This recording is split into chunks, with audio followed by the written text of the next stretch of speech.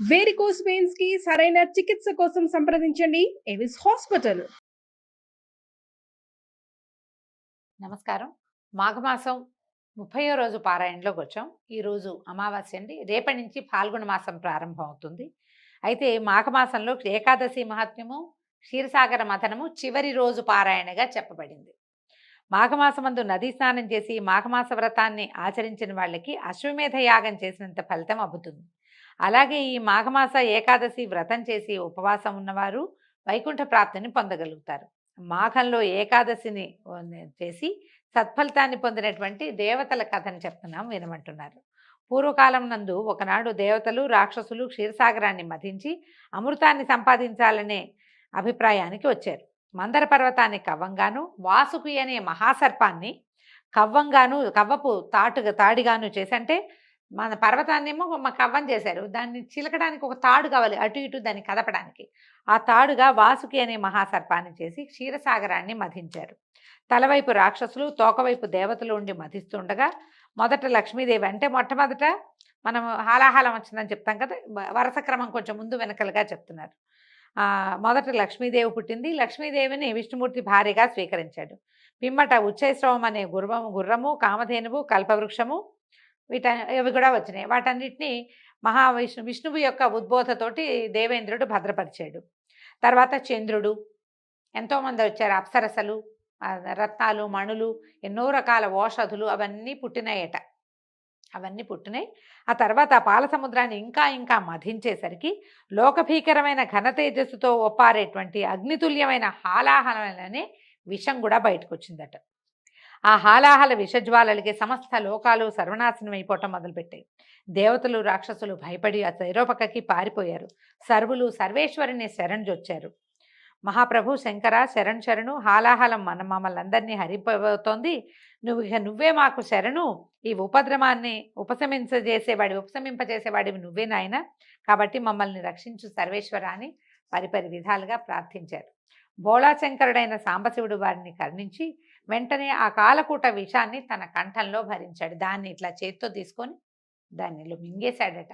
అయితే ఇక్కడ కంఠం దిగకుండా కంఠంలోనే ఉంచుకున్నాడు. అందుకనే గరళకంఠుడు, కాలకంఠుడు, నీలకంఠుడు అయ్యాడు స్వామి.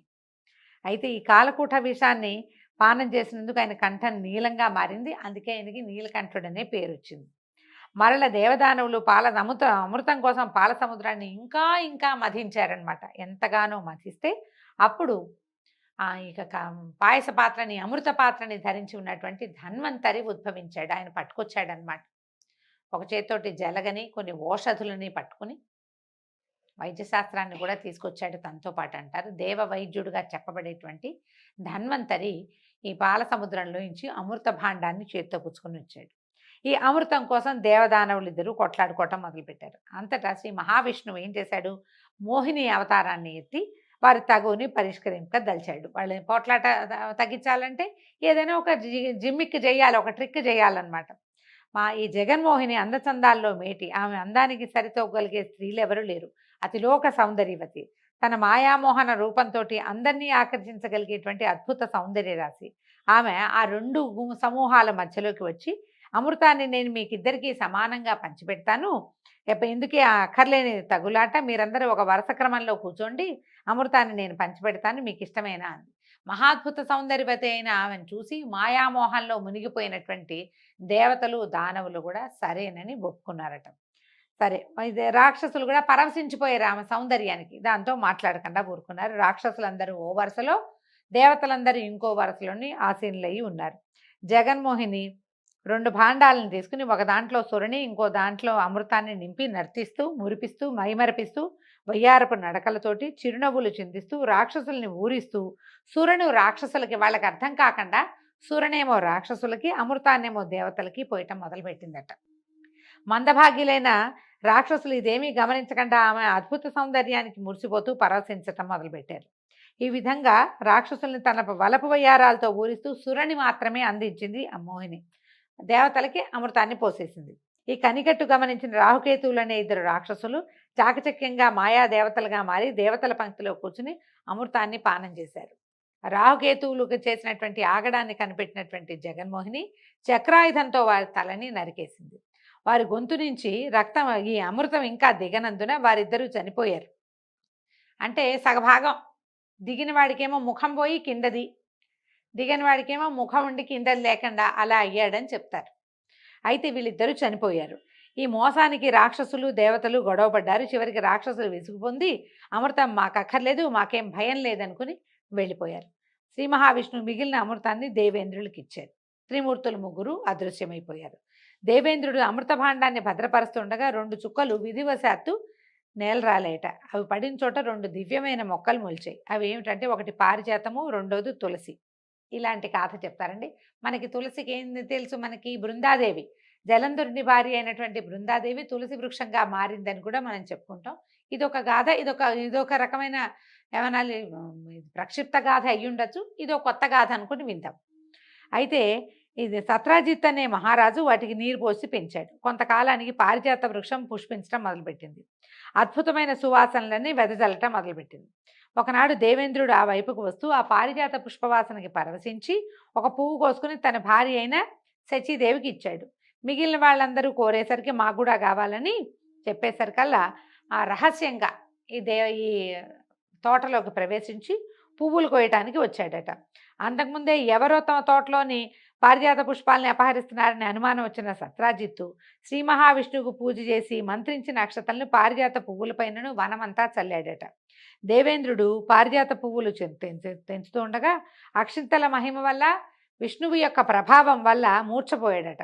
ఆ సంగతి తెలిసినటువంటి దేవతలందరూ నారదుడిని బతిమలాడగా అప్పుడు నారదుడు కృష్ణుడి వద్దకు వెళ్ళి విషయాన్ని వివరించాడు. అంతా కృష్ణుడు తన మామగారైన సత్రాజిత్తు వద్దకు బయలుదేరాడు. ఇది ఎక్కడి గాథ ఎక్కడికి కలిపారో చూడండి. చిత్రమైన గాథగా ఉంది. మాఘమాసంలో చెప్పబడింది, విందామంతే. సత్రాజిత్తు దగ్గరికి వెళ్ళాడు. ఇప్పుడు ఈ భూమి మీద సత్రాజిత్తు ఈ వృక్షాలని పెంచాడు అంటే అప్పటికి కృష్ణావతారం ఉందని ఎట్లా చెప్తారు? కృష్ణావతారం తర్వాత ఎప్పుడో వచ్చిన అవతారం కాదా? ఇలాంటి ప్రశ్నలు వేయకుండా వినేయాలి, పుకిటి పురాణమైనా సరే. అయితే ఈయన భక్తి పరాయణుడైన సత్రాజిత్తు తమ అమోఘమైన శక్తితో అలరాడుతూ ఉండేవాడు. భగవంతుడైన కృష్ణుడు అతడికి మహావిష్ణువు రూపంలో కనిపించి అతనికి వరప్రసాదం ఇచ్చి ఎన్నో రకాల వరాలిచ్చి అమృతతుల్యమైనటువంటి పారిజాత వృక్షాన్ని దానికి అర్హుడైన దేవేంద్రుడికే ఇప్పించాడు. అలాగే తులసిని తన సన్నిధిలో ఉండమని చెప్పగా నాటి నుంచి తులసి శ్రీ మహావిష్ణువు సాన్నిధ్యంలో ఆయనతో సమానంగా పూజలు అందుకోవటం మొదలుపెట్టింది. అందుకే తులసిని పూజిస్తే కనుక సర్వ సౌభాగ్యాలు సిద్ధిస్తాయి.